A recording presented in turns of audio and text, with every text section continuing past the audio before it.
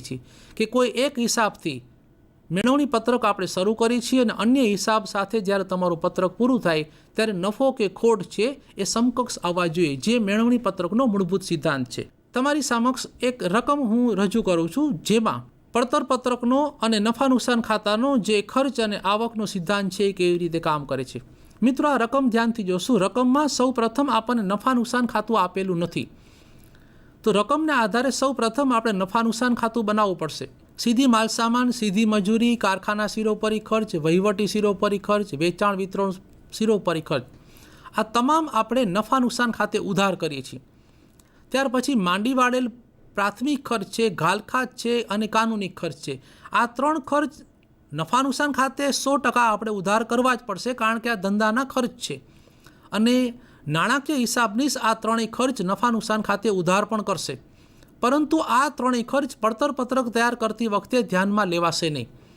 તો મિત્રો, ઝડપથી બોલપેન અને નોટ લઈ અને આ રકમના આંકડા ઝડપથી આપણે ટપકાવી લેશું, જેથી કરીને આગળની ગણતરી તમને ખૂબ જ ધ્યાનપૂર્વક સમજાવી શકાય અને તમે રસપ્રદ રીતે આંકડાઓ મેળવી પણ શકો. કાનૂની ખર્ચ પછીની જે વિગત છે એ નફા નુકસાન ખાતાની આવક છે.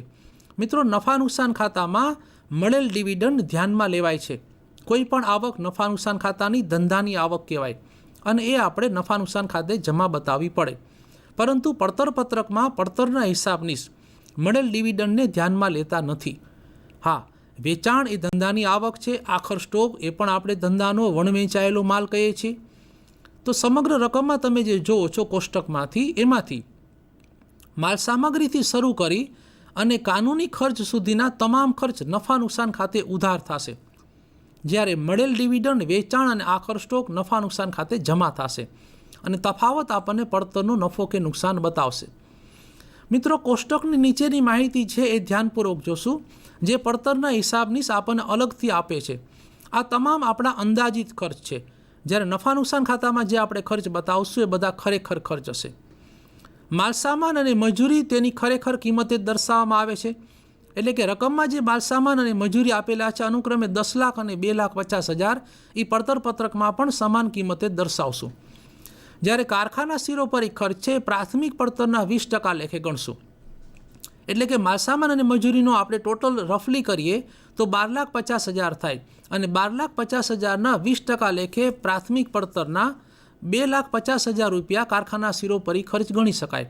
આમ વહીવટી શિરોપરી ખર્ચ ગણવા માટે પણ આપણી પાસે આધાર છે કે વહીવટી શિરોપરી ખર્ચ ઉત્પાદિત એકમોના એકમ દીઠ 5 રૂપિયા લેખે ધ્યાનમાં લેવાશે. તો આપણી પાસે ઉત્પાદન પણ છે. મિત્રો, કોષ્ટકમાંથી છેલ્લા 2 વિગતના એકમો ધ્યાનથી જુઓ. વેચેલ એકમો 1,20,000 છે, જ્યારે વણ વેચાયેલા એકમો એટલે કે આખર સ્ટોક 40,000 એકમો છે. મીન્સ કંપનીએ કુલ 1,60,000 એકમોનું ઉત્પાદન કર્યું છે, જેમાંથી 1,20,000 એકમો વેચેલા છે અને 40,000 એકમો વણ વેચાયેલા છે. તો કુલ ઉત્પાદન 1,60,000 ગણાશે અને 1,60,000ના એકમ દીઠ રૂપિયા 5 લેખે તમે વહીવટી શિરોપરી ખર્ચ 8 લાખ રૂપિયા ગણી શકો. અને આ જ પ્રમાણે વેચાણ વિતરણ શિરોપરી ખર્ચ પણ આપણને એકમ દીઠ આપેલા છે 8 રૂપિયા ને 50 પૈસા. પરંતુ વેચાણ વિતરણ શિરોપરી ખર્ચ ઉત્પાદન ઉપર ન ગણતા વેચાણના એકમો ઉપર ગણાશે. એટલે કે વેચાણના એકમો 1,20,000 છે એ ધ્યાનમાં રાખશું અને 1,20,000 ગુણ્યા 8.5 કરવાથી આપણને પડતર પત્રકના વેચાણ વિતરણ શિરોપરી ખર્ચ મળશે. તો આ જે રકમ આપણી સમક્ષ પ્રસ્તુત છે એમાં આપણે પડતર પત્રક, નાણાકીય હિસાબ મુજબનું નફા નુકસાન ખાતું અને મેળવણી પત્રક તૈયાર કરવાના છે. તો રકમ આપણે મિત્રો બરોબર સમજી લીધી. આપણી પાસે ખરેખર ખર્ચ પણ છે, અંદાજિત ખર્ચ પણ છે, વેચાણ અને આખર સ્ટોકના એકમો પણ છે અને એના આધારે આપણે હવે હિસાબ રજૂ કરવા જઈ રહ્યા છીએ. તો મિત્રો, ફરીથી ધ્યાનથી જોશું. સૌ પ્રથમ રકમમાં નફા નુકસાન ખાતું આપેલું નથી અને તો આપેલી વિગતો ઉપરથી સૌ પ્રથમ ખરેખર નફો કે નુકસાન દર્શાવતું નફા નુકસાન ખાતું આપણે તૈયાર કરવા જઈ રહ્યા છીએ. નફા નુકસાન ખાતું તૈયાર કરતી વખતે વેપાર અને નફા નુકસાન ખાતું સંયુક્ત રીતે આપણે બનાવીએ છીએ. સીધો માલસામાન, સીધી મજૂરી, કારખાના શિરોપરી ખર્ચ, વહીવટી પરોક્ષ ખર્ચ, વેચાણ વિતરણ પરોક્ષ ખર્ચ, માંડી વાળેલ પાઘડી, ડિબેન્ચર વટાવ અને કાનૂની ખર્ચ. મિત્રો, આ તમામ ખર્ચ આપણે રકમ મુજબ જ લીધેલા છે. એટલે કે ખરેખર ખર્ચ હંમેશા વેપાર અને નફા નુકસાન ખાતે ઉધાર થાય અને ઉધાર બાજુના આ કુલ ખર્ચનો સરવાળો આપણે જોઈ રહ્યા છીએ 39,87,500 આવે છે. વેચાણ વિતરણ શિરોપરી ખર્ચ પછીના જે 3 ખર્ચ આપણે સૌથી અંતિમ તબક્કામાં જોઈએ છીએ, માંડી વાળેલ પાઘડી, ડિબેન્ચર વટાવ અને કાનૂની ખર્ચ.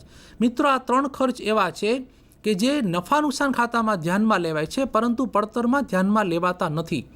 એટલે મેળવણી પત્રક તૈયાર કરતી વખતે આ 3 ખર્ચ એ આપણા સૌથી અગત્યના ખર્ચ કહેવાશે, જેના હિસાબે બંને હિસાબોનો નફો અલગ આવે છે.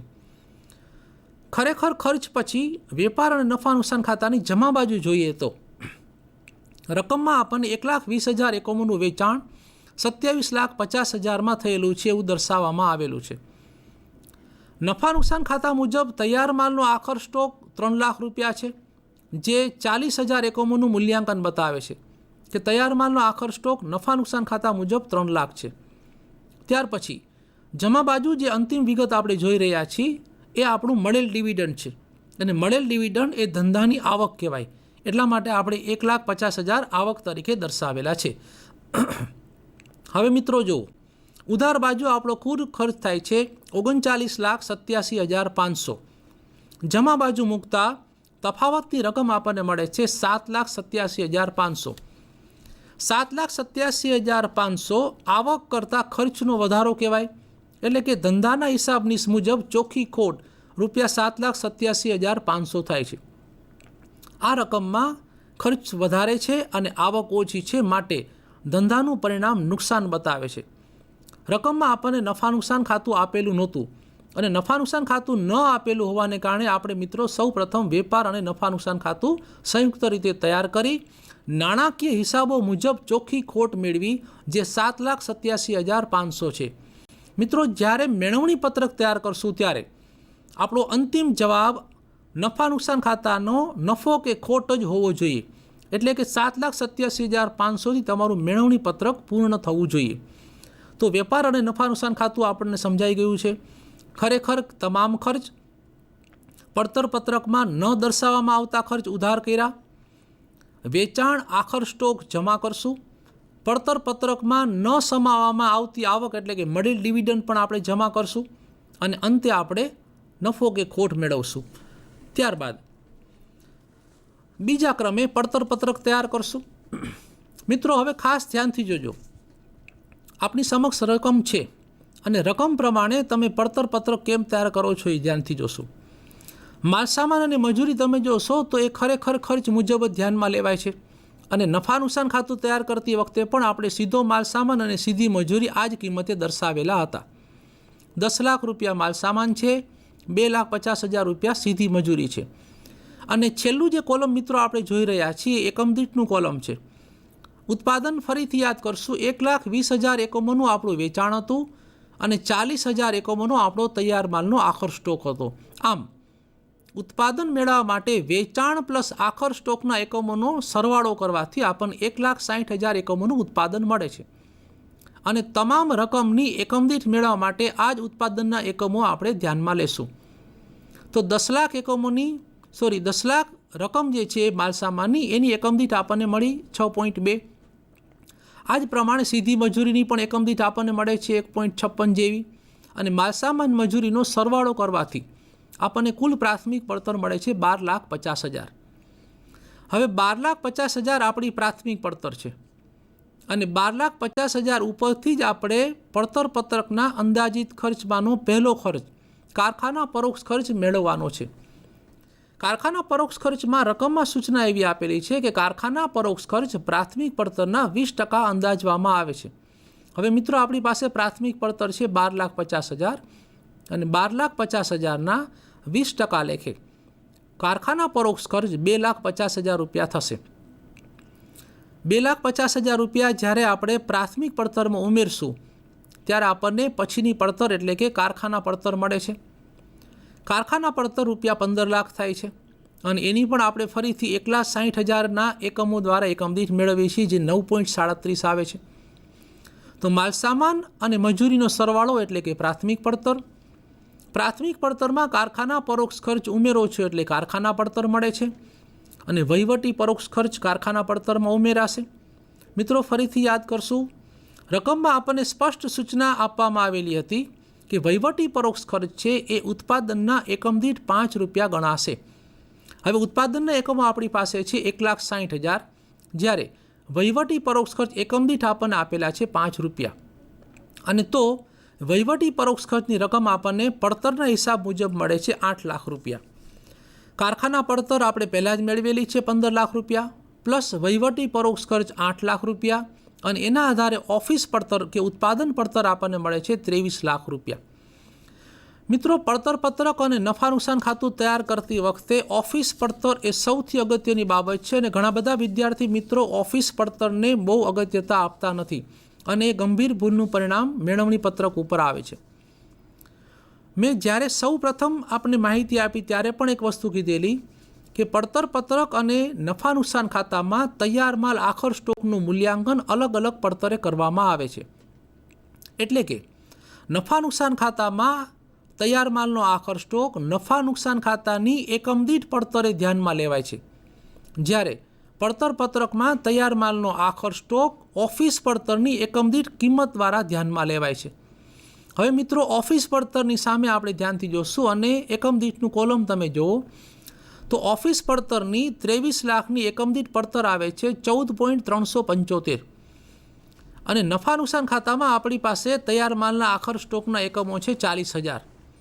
તો 40,000 ગુણ્યા 14.375 કરવાથી આપણી પાસે તૈયાર માલનો આખર સ્ટોક 5,75,000 આવે છે.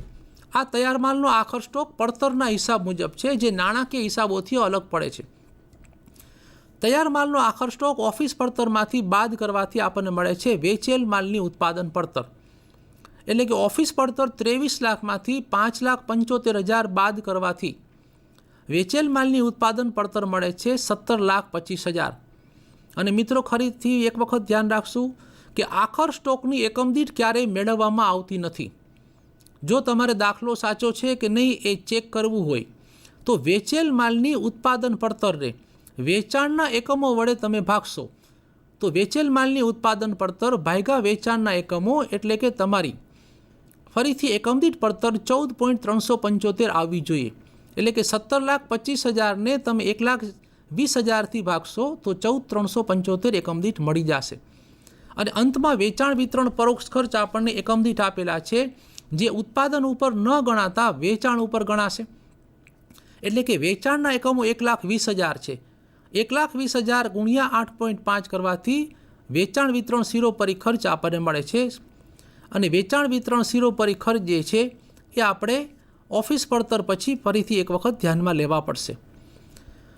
કુલ પડતર તમામ ખર્ચનો સરવાળો અને આખર સ્ટોક બાદ કર્યા પછી કુલ પડતર આપણી પાસે આવે છે 27,45,000. અને 27,45,000 જે છે એની એકમ દીઠ પડતર આપણી આવે છે 22.87. તો ઓફિસ પડતર આપણે ફરીથી જોશું. ઓફિસ પડતરમાંથી તૈયાર માલ આખર સ્ટોક બાદ કર્યો, વેચેલ માલની ઉત્પાદન પડતર મેળવી, વેચાણ સિરોપરી ખર્ચ એમાં ઉમેરા, અને કુલ ધંધાની પડતર આપણને મળે છે 27,45,000.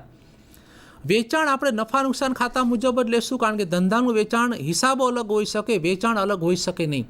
અને પરિણામ સ્વરૂપ વેચાણ 27,50,000માંથી જો વેચાણ પડતર 27,45,000 બાદ કરવામાં આવે તો પડતરના હિસાબો મુજબ મિત્રો આપણને નફો મળે છે 5,000.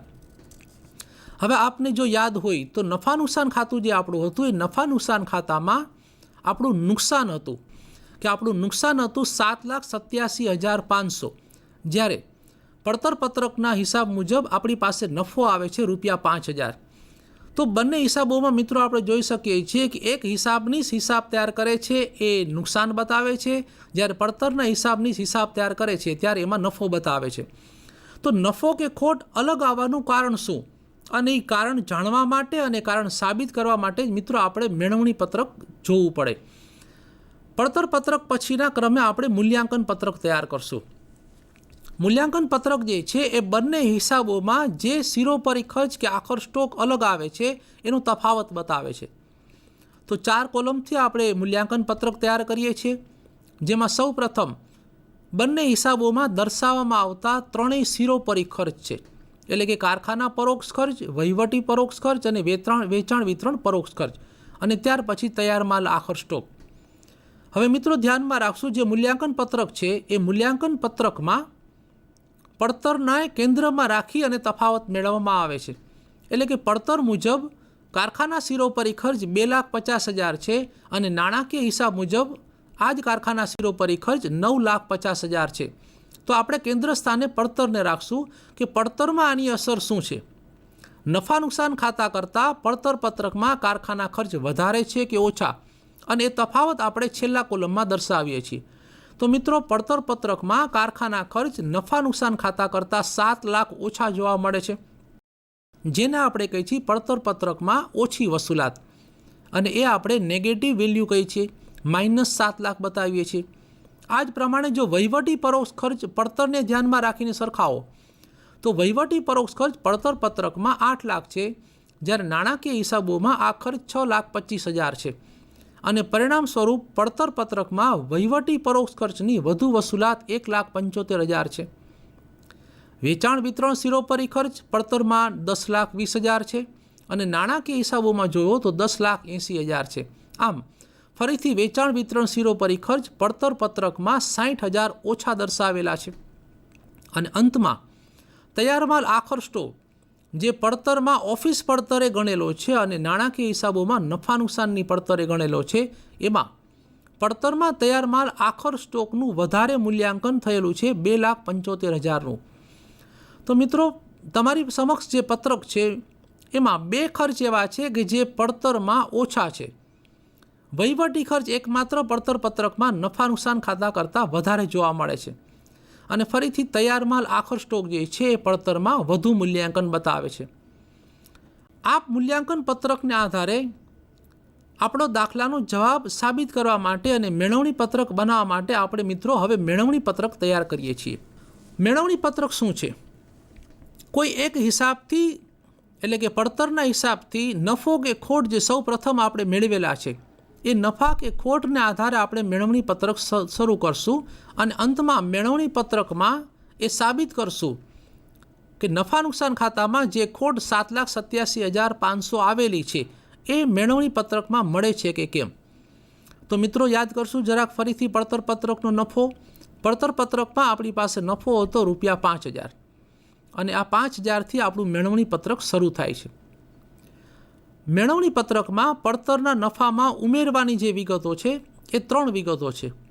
એક, પડતરમાં નહીં સમાયેલી આવકો, બીજા ક્રમે પડતરમાં વહીવટી શિરોપરી ખર્ચ અથવા તો કારખાના ખર્ચ